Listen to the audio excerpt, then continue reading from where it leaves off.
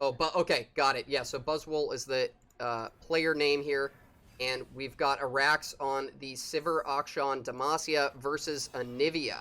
Oh, very So interesting to see Anivia yeah, being run right now. lineup is Olivia, Zoe Lee, and Thresh Viego, which I have to imagine goes very well into the Vandal City decks that we've been seeing so much of. It's just the ones that are filled with X1s and X2s, not a ton of real interaction. Things like Vile Feast, things like Eye of the Dragon, I think really shine. Obviously, Avalanche. There's so many games I've been looking at and playing where I'm just like, if I had Avalanche, this game's just over. Like so many turns in a row. I think Anivia or some kind of Freljord control list might come back into the meta in a pretty strong way. Yeah, I thought that the Bandle tree decks would be like kind of stopping Anivia as there's no way to interact with that landmark, but as our stats page has shown so far, it's quite an underwhelming deck, just not finding the win rates where you would expect to find them. Do you have any guesses as to why that might be, Majin? Yeah, I think the list right now are a little schizophrenic almost. They're like not quite sure what they're doing. Not the people building the list itself. The list feels like it's split into two parts. You have the very aggressive shell, where usually, your poppy rallies, bunch of one drops, get in there, and then you have the Bamble Tree finish, which is like great. You go, okay, I have this aggressive start, and then if that doesn't work out, I can finish the game with Bamble Tree. And like in theory, that's fantastic. But in practice, you're playing an aggressive deck that just stops on turn 5 and plays a do nothing landmark for a second, right? Like Yeah. it gives your opponent a huge chance to catch up. And then sometimes you just don't get the aggressive start because you have two bandle trees in your opening hand, and you just like falter. I mean, I've seen that deck get raced down by like darkness decks, like a lot. I've done it. Yeah. You know, Yep. and you can't really interact very well. I just play Viego or whatever, and just dome you for a bunch, and that's not a fast deck. Yeah, it's And a bit so unfortunate because from my perspective, I was playing Bandletree on ladder thinking it would be a counter to Darkness, and then if they're able to get that Senna and Vigar leveled both on board, how are you stopping that much face damage? That is not something the mhm. deck is equipped to do. So if you're not finding that fast level up progress on the tree, often you can be a turn or two short and just get completely smorked out and not be able to interact with it. So Yeah, can be I wouldn't be surprised to see the deck morph into a more aggressive shell and possibly forego all like some or all of the like Vandal tree aspects of it. Yeah. Happening right now on the board, we have the Ruin Runner getting Frostbit before it can get a swing in, so that's gotta feel good for Buzz, although Buzz currently sitting at only 7 HP. We're waiting on the hand perspective there, but there may be, there is access to healing in the deck. We could go above this point. Um, but these Spell Shield and Overwhelm units are very scary to deal with, as well as Rally. Rally is the bane of existence in Anivia decks, and this Relentless Pursuit is really going to come into play here. Yeah, rallies are always tough for the Freljord Shadow Isles control deck to deal with. One reason though why we saw a resurgence in Anivia is that you essentially have free spell shield poppers. With the Anivia attack, and we're going to likely see that come into play this turn. It definitely helps to like just get your attack in with Anivia, pop your spell shields, and then worry about the units on your opponent's turn. Freeze up your flash freezes and things like that. So I would have to give the edge to the Anivia deck in this spot, especially because we're on turn 9. Well, turn eight, but we have 9 mana on the Anivia side. We're 1 mana away from flipping Anivia.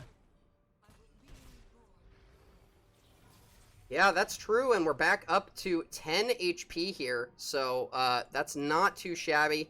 The Ruin Runner also has Spell Shield pop, so any frostbites or anything are going to be able to hit that.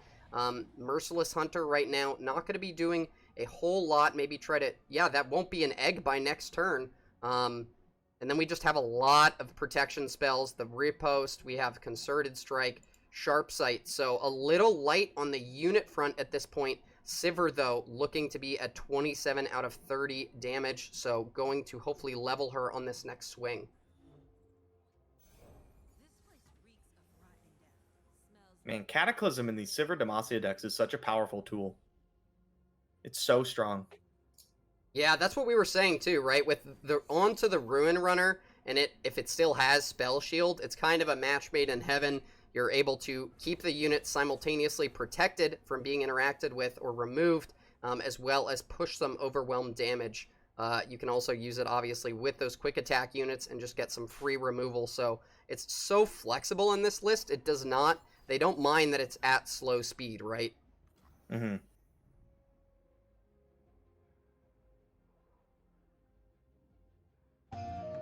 Seeing the Anivia deck here, I have to imagine the ban was probably Thresh Viego. Because you would like to play your Demacia Sivir into Lee Sin, and it's hard to, like, ban your 50-50, you know, like your mirror. Yeah. If you have a 50-50 in a favorite deck, it's, you know, why would you ban it, right? Yep. So yeah, I think, unfortunately, we might not get to see Spooky Viego.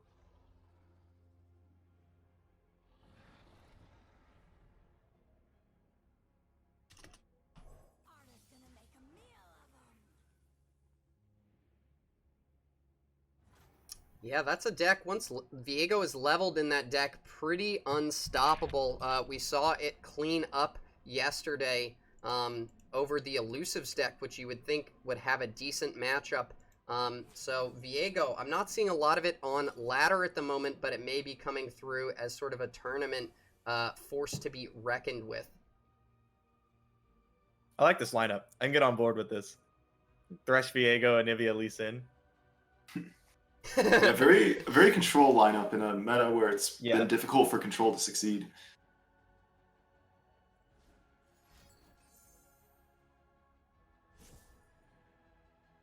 It's like the I lose to Tom Rocca lineup is what I see.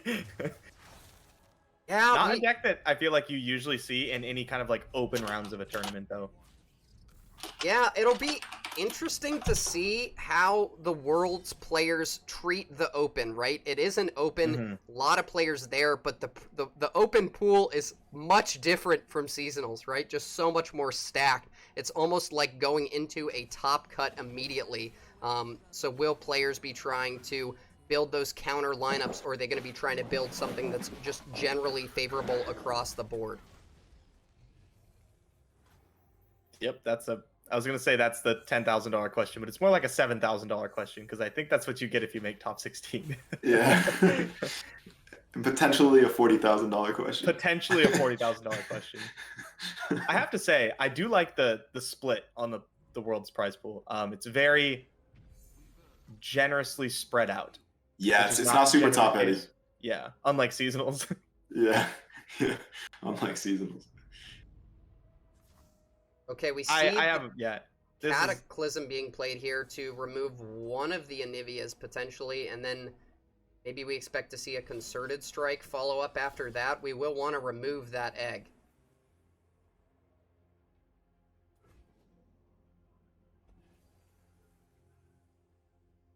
Maybe. I mean, you are still going to get hit with the other Anivia. It's going to remove Ruin Runner, put your Sivir and Merciless Hunter pretty low, and like look at Arax's health. Like, you have one turn. This is putting you to at least 12. Anivia may be very slow, but like once Anivia starts attacking, you got to watch your life total. It comes at you pretty quick.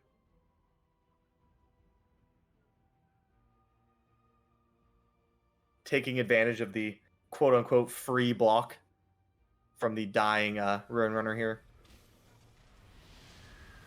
The damage comes at you quick, but the animation definitely does not.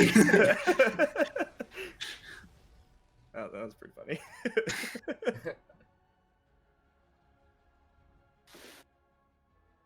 So this landmark's coming off pretty soon. What do you hope to find with it if you're Arax? What are you thinking about? Probably go for predict and draw. Probably just more threats at this point. Yeah, looking a bit light on the unit side again, right? Just the Bright Steel and double concerted. So I think you need draw, kind of refill your board a bit. 9 HP on Arax's side is not where you want to be at the moment. I think Buzz has done a really good job of kind of freezing those threats when they're coming through, as well as just kind of mitigating the board as well. We're seeing 9 health for each side here. This is really difficult to achieve as the Anivia side this late into the game. Yeah, I mean, look at that rally. Like, all you really accomplished was 5 damage and getting rid of the vulnerable on Anivia, which is like actively bad. Right? You really want Anivia to have vulnerable. You want to be able to play the blockers in a way to where you could force through damage. Now we do have a pump spell plus concerted strike, which will put Ruin Runner overwhelming for exactly lethal. Into 5 cards against Anivia.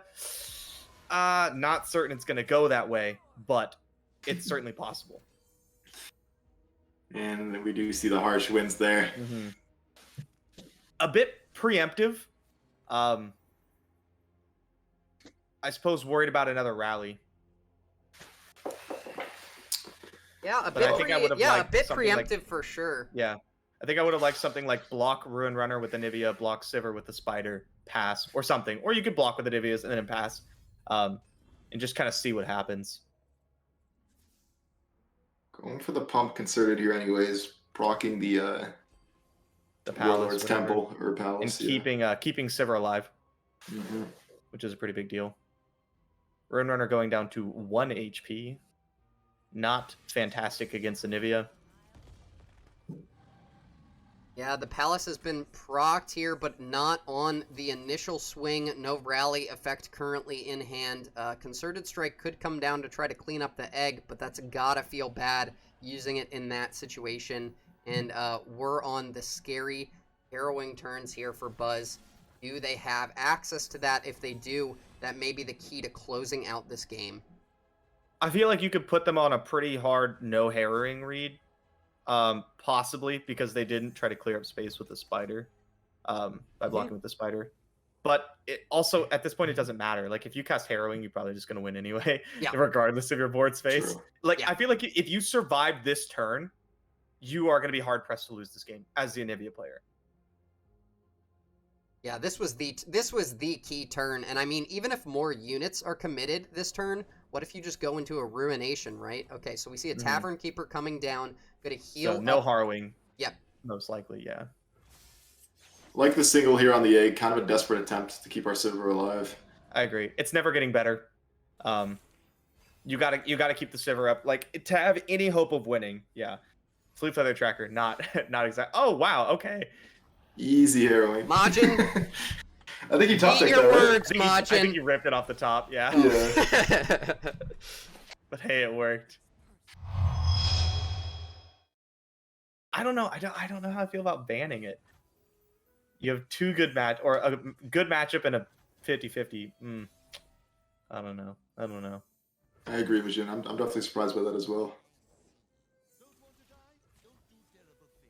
Do you block this? Yeah, no, you don't. Block Shapestone. They never have. I have run into that a lot. Well, you just top deck another Shapestone.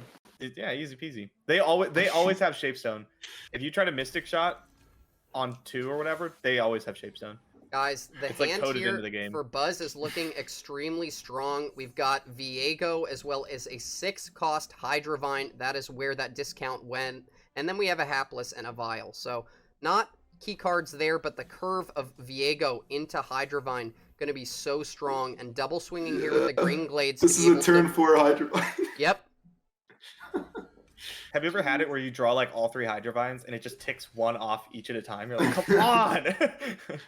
Wow, absolutely insane here. It's going to hit the board. It is prismatic. Going to give those encroaching mists the prismatic buff as well. Wow. A force to be reckoned with. Look at that. That may be a world record. I don't think you can get it down any faster than that. I don't think you can get it down faster. Yeah. Without, I mean, you could get like real tricky with it and play like the 1-drop who makes it like ephemeral and -1 cost or something. But like just hard casting it, yeah, turn 4 seems pretty good. Concerted, huge pickup. It does give you a way to possibly deal with it. Thresh Viego, not without its tricks, though. Syncopation has been like an absolute all-star for me in that deck. It's running Syncopation, Twin Disciplines, Deny, Spirit's Refuge. You do have ways to protect it. Ooh, what's this? Vial? That looks like a vial. Smells like a vial. Easiest vial of my life. Will the Shapestone be committed here to let Akshan see another day? I believe we do, mostly because this gives us the level up. You really want that, yeah. You want to be building towards that landmark.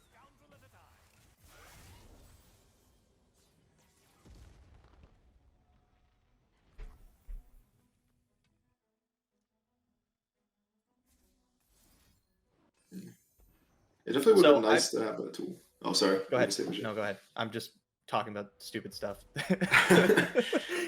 No, I was just gonna say the Shapestone. We might see that could have been relevant here if we see like a syncopation, and then Arax goes for a single combat. Now they're like a little bit short. If it's like concerted first, and then they syncopate, and then something like that, or like a deny.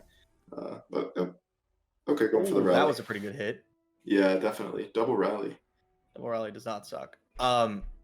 So I've predict and draw is like the main one that you pick.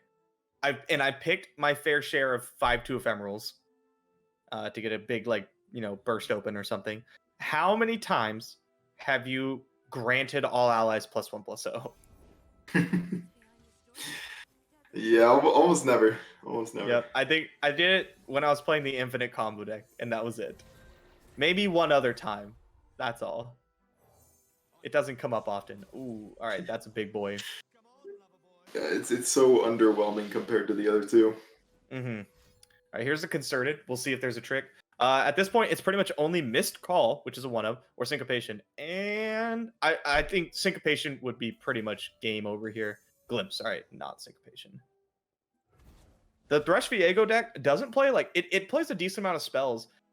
Each one of them is so impactful, is like what I've found. Ionia. Oh, Ionia. Yeah, when you can mix Ionia with gigantic units, gross things happen. I really like this idea too of being able to discount the Hydrovine. Yeah, a cool concept to me. It sounds memey until it comes down on turn 4 or 5, and then you're like, Jesus. It was like Matron Cytherea. The same thing. It sounds memey until it comes down on turn 5. That's never gonna happen. And then they just blow you out of the water, and you go, oh. So the second Hydrovine also in hand, as well as the Thresh and the Viego. We've kind of got all of that late game that we would want, minus Atrocity and a Deny as well. Maybe going to try to stop a pesky Concerted Strike or Rally at some point this game. But just a lot of top end, and that early Hydrovine turn 4, I have a feeling it's going to be able to carry. Not even opting to go for a swing there, because they might lose the Ruin Runner into the Encroaching Mist. And that is a big Viego coming down on turn 8. Yeah, if it wasn't for this Viego, I actually think I would have to give the edge to Arax. Because, you have everything you need here. You have the Akshan, the Sivir's gonna level, you have the Rune Runner, your hand is stacked. A lot of really good pieces. The problem, though, is that with this Viego, not only is he, gigantic, but when these mists die, you're just going to be making more mists. Viego's going to get closer and closer to leveling up, which gets through your spell shield units. Demacia Sivir tends to like to go more tall, less wide, where Viego's very strong. And these mists are all of a sudden going to be just so big that they just block everything. In one turn, they're going to be able to profitably block everything. Vile Feast your own unit, a classic in the Viego decks. I wish more spells let you target your own units. Or just units in general. There's so many times I wish I could sharp sight my opponent's unit. Yep. Well, yeah.